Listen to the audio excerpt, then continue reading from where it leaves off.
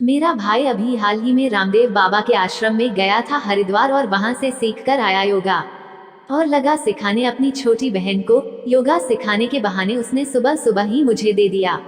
अब वो कहता है रोजाना तुम 6 बजे से 7 बजे सुबह फ्री रहना ताकि मैं तुम्हें योगा सिखा सकूं। पर अब मुझे पता है ना 6 बजे से 7 बजे योगा नहीं, बस उसको मुझे है।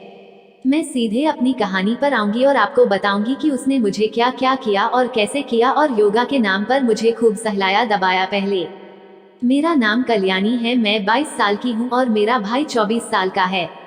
भाई बहन दोनों बहुत हिल मिलकर रहते हैं, कभी ऐसा नहीं लगा कि हम दोनों भाई बहन हैं, हम दोनों ही दोस्त के जैसे रहते हैं। मेरे मम्मी पापा भी खुले विचार के हैं। आज तक हम दोनों भाई बहन एक ही कमरे में सोते हैं, मम्मी पापा एक कमरे में सोते हैं।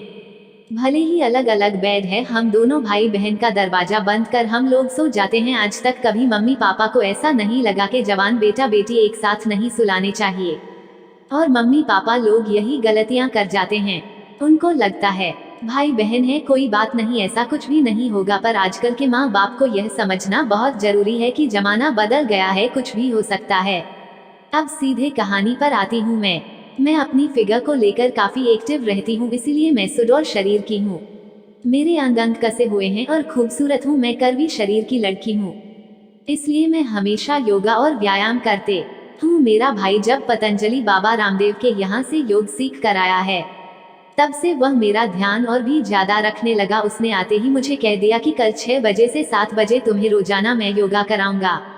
मुझे भी लगा कि सही है, वो कुछ सीख कर आया है तो अच्छा ही कराएगा।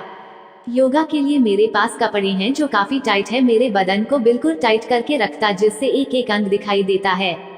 मैंने वही पहनकर दूसरे दिन 6 बजे तैयार हो गई। मेरा भाई भी तैयार हो गया योगा कराने के लिए।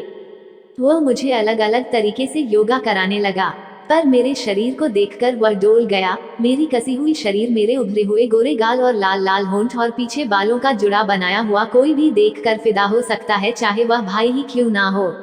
जब उसने मुझे सिर के बल और पैरों पर करने वाला योगा बता रहा था, उसके बाद उसने मेरे दोनों टांगों को अलग अलग किया। मैं सर के बल खड़ी थी। यह देखकर मेरे भाई को रहा नहीं गया।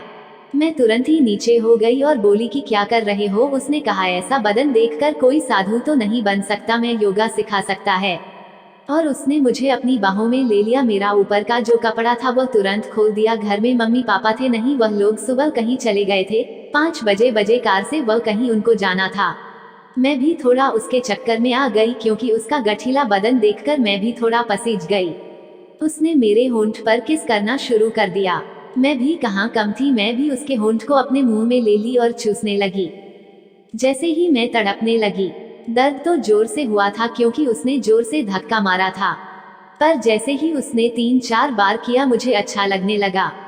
मेरे पूरे शरीर में ऐसा लग रहा था जैसे कि आग लग गई हो। मैं वासना की आग में जलने लगी थी, मैं पागल होने लगी थी, मेरे रोम रोम खड़े हो गए थे। अब वह नीचे लेट गया, मैं उसके ऊपर चढ़ गई, उसका अंदर बाहर हो रहा था, मैं उसकी बाहों में आ गई। यह सब काम योगा मैट पर हो रहा था, ऐसा लग रहा था योग विद्या चल रही हो। कभी आप भी ऐसे ट्राई करके देखिए। योगा का ड्रेस पहन लिए, योगा मैट भी चाहिए, और सुबह सुबह आप अपनी गर्लफ्रेंड का या अपनी बीवी का या आप जिसको जिसके साथ आपका संबंध है उसके साथ कभी योगा करते हुए योगा मैट पर और योगा कपड़े पहने हुए कीजिए। बेहतरीन लगेगा आपको, जैसा कि मुझे लगा। मेरा भाई उस दिन मुझे खूब किया, बहुत मजा आया। उस दिन के बाद से वही योगा कम करता है। चाहे योगा कीजिए या रोमांस कीजिए, शरीर तो आपका ही बनेगा। आजकल मैं और भी ज्यादा सुडौल हो गई हूँ। मन शांत रहता है क्योंकि जुदाई का ख्याल नहीं आता है अब मेरे दिल में।